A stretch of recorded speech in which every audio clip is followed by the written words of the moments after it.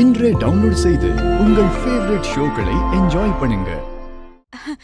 இது எல்லாத்தையும் நானே மித்ரா கிட்ட சொல்லிட்டேன்க்கா. அதுக்கு மித்ரா என்ன சொல்ல தெரியுமா? நான் இந்த ஆதிக்கடவுர் குடும்பத்துல ஒருத்தியா ஆகணும், அப்பதான் எனக்கு மனசு நிம்மதி. அதுக்காக என்ன கஷ்டப்பட்டாலும் பரவாயில்ல, அது எந்த பூஜையா இருந்தாலும் பரவாயில்ல, நான் பண்றதுக்கு ரெடியா இருக்கேன்னு சொல்லிட்டாக்கா.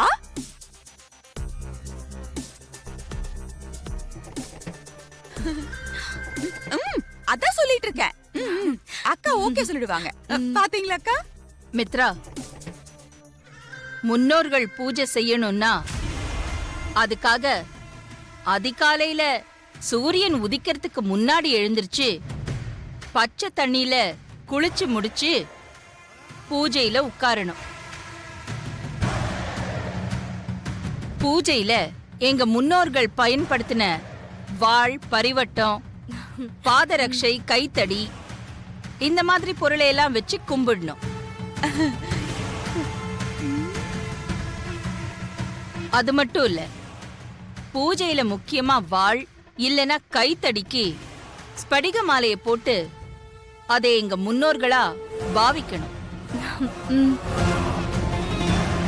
அப்புறம் அவங்களுக்கு பிடித்தமான கந்தசஷ்டி கவசம், காயத்ரி மந்திரம், விஷ்ணு சஹஸ்ரநாமம் சொல்லணும்.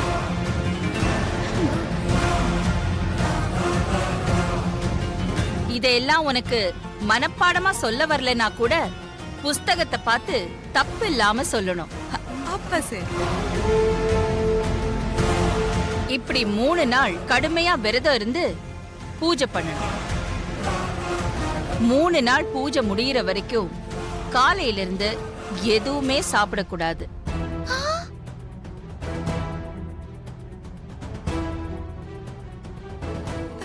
சொல்லு, அக்கா கேக்குறாங்க பாரு. சொல்லு சொல்லு. ஓகே ஆண்டி, நீங்க சொன்ன மாதிரியே நாளைக்கே முன்னோர்கள் பூஜைய ஆரம்பிச்சிடுறேன்.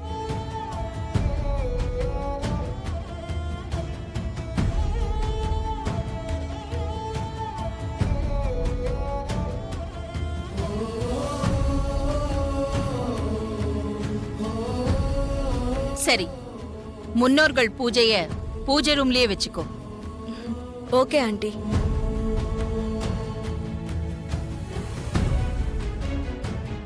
இந்த அருண், வேலை முடிஞ்சு.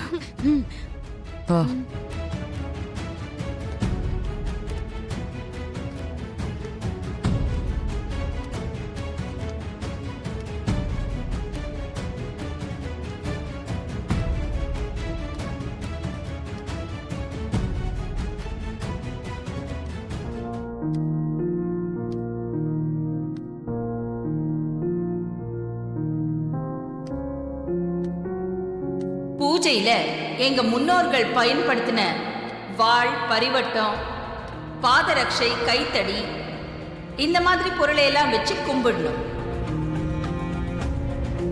ஆமா ஆதி, 3 நாள் தொடர்ந்து முன்னோர்களுக்கு நாம கண்டிப்பா பூஜை பண்ணணும். அப்பதான் அந்த பூஜையோட முழு பலன் கிடைக்கும்.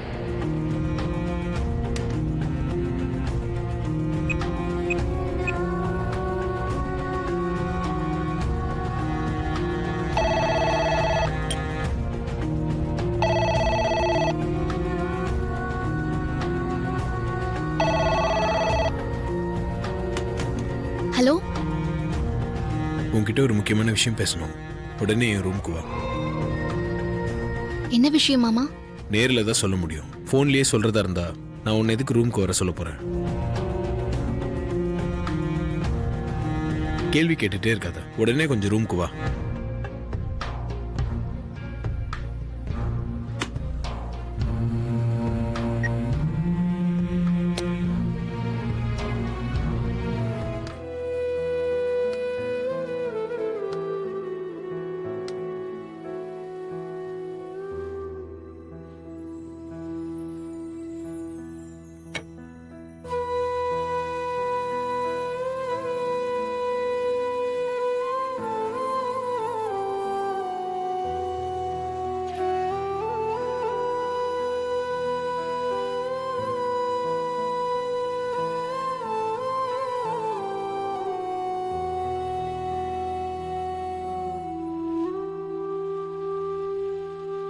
என்ன மாமா இது?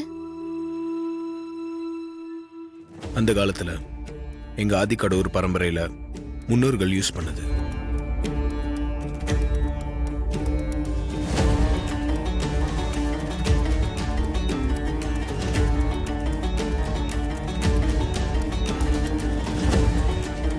இதை வச்சு நாளைக்கு நீ முன்னோர்கள் பூஜையை ஆரம்பிச்சிரு.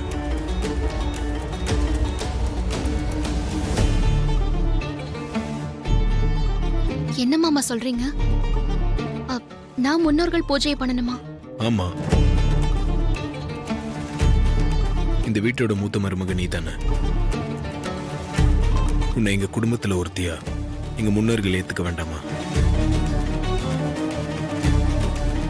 ஆதிக்கடவுர் பார்வதின்னு உன் பேரை நீ மாத்திக்க வேண்டாமா? நீங்க சொல்றதெல்லாம் எனக்கு வேணும் தான். எனக்கும் இந்த முன்னோர்கள் பூஜை செய்யணும்னு ஆசையா தான் இருக்கு. ஆனா இந்த பூஜைய என்னால எப்படி செய்ய முடியுமாமா? இந்த பூஜை எப்படி பண்ணணும்னு காலையில அம்மா மித்ரா கிட்ட சொல்லிட்டு இருந்தாங்கல்ல, நீ கேட்டல. அதே மாதிரி ஸ்படிக மலையை வச்சு பூஜை பண்ணு. பூஜை பண்றத பத்தி அம்மா சொன்னது எல்லாமே எனக்கு நல்லா ஞாபகம் இருக்கு. அதெல்லாம் எனக்கு பிரச்சனை இல்ல. சாதாரண பூஜைனா நான் அப்பாவுக்கு தெரியாம வீட்ல வச்சு கூட பண்ண முடியும். ஆனா இது 3 நாள் பூஜை. அப்பாவுக்கு தெரியாம இத வீட்ல வச்சு என்னால பண்ணவே முடியாது மாமா.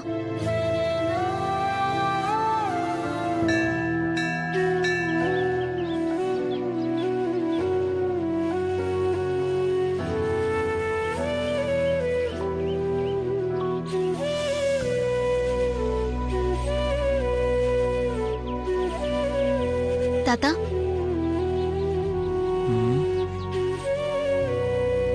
உன் மனசுல எதுக்கு இப்ப இத்தனை குழப்பம்?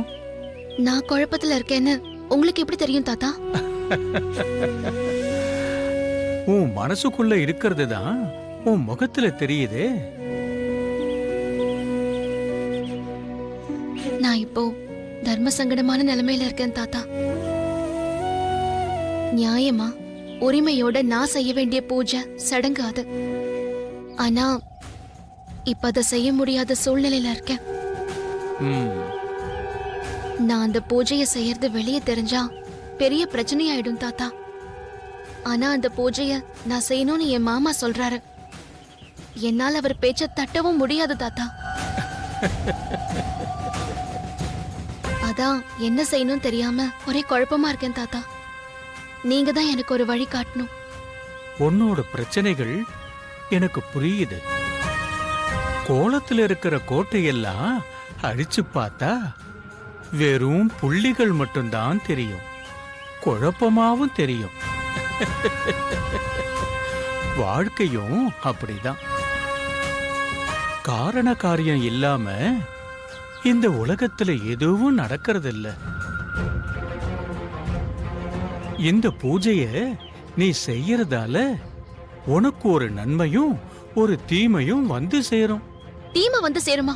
என்ன தாத்தா சொல்றீங்க? ஒரு நன்மை வந்து சேரும்னு சொன்னதை நினைச்சு சந்தோஷப்படாம தீமையை நினைச்சு பயப்படுறையே. இதான் மனுஷனோட மனசு.